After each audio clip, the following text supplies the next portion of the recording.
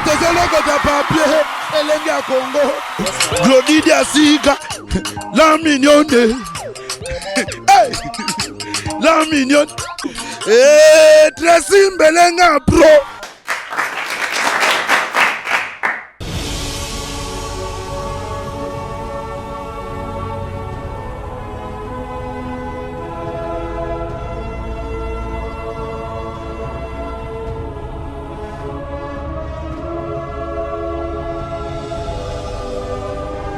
Ok, bonjour Ndeko. Bonjour papa.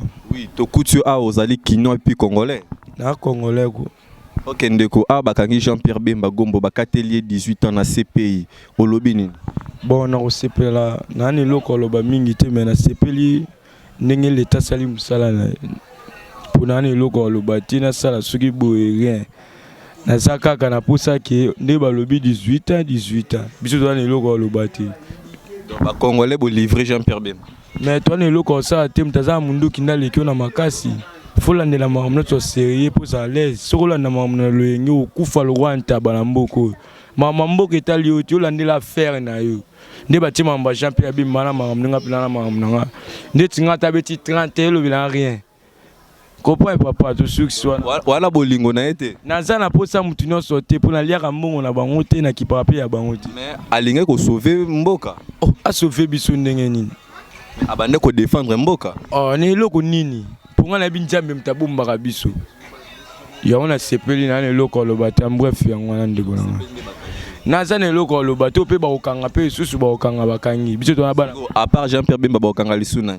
Bon, to na mutu to yebi ba okanga te. Pour te yebi ka Jean-Pierre Bemba mtana kashu to na loko te to kende so gauche droite gauche te. Nga lobi ke bakanga nani talié. Bon, réaction na mapeza te pour battre bakangi bon.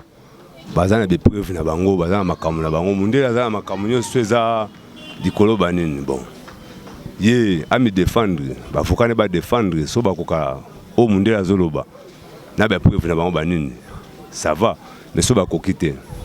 Bakangi a zaka condamné à sa prison na banini. Eza na rien. Prison pesa dirité, ba mandela ba sala ba prison. Ba comment ba président. Il pas gros ça là, ça politicien. Prison ils répondent à la police. Soit ça peut 10 ans à prison, encore la même soit ko bima pa poser sous candidature voter, ça il y a gravité. Mais les Cambodgiens ça là qui au bazo condamné ndenga zo yoka, ba crime, ba meurtre, ba viol, ba nini bon. Et ça ma belle, ça bien té, hein. C'est mieux si ka peine wana soki ça normal ndenga ba ça ma moi si ka peine wana. Ndenga soué na ngeza wana. Merci. Pour ngai, père. Ngapona ngai Bemba azane li délibéré pour mboka na biso ya bien net binga na sala ko pa libende na mona cuivre kilo na miche za 1500 mais cuivre za kilo na $5 to kemba fort père tati na mboko to kemba fort bien ça te na mboka ta social ate pona nga Bemba azane délibéré donc abima na ye c'est que baba kange baba zoba te baba tamaeli bakange pour bana be preuve na ye.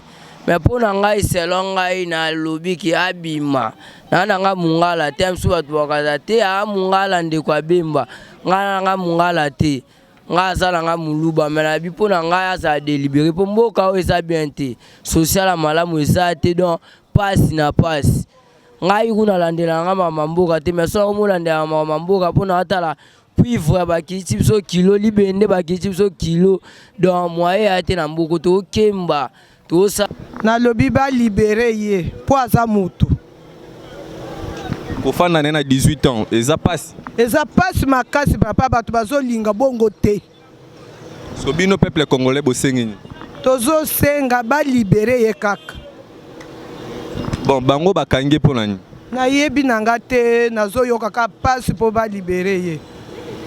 Ok, merci bien. Merci papa.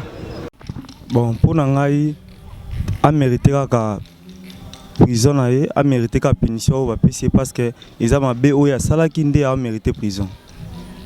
Mabe o salaki wapi? Mabe o salaki na Centrafrique, ya ngonde tindi a mérité prison na 18 ans. Donc skobino ba kino bolobini. Bon, pour ngai tellement on is a mambo ya politique pe justice nde justice à ça comme ça na ye.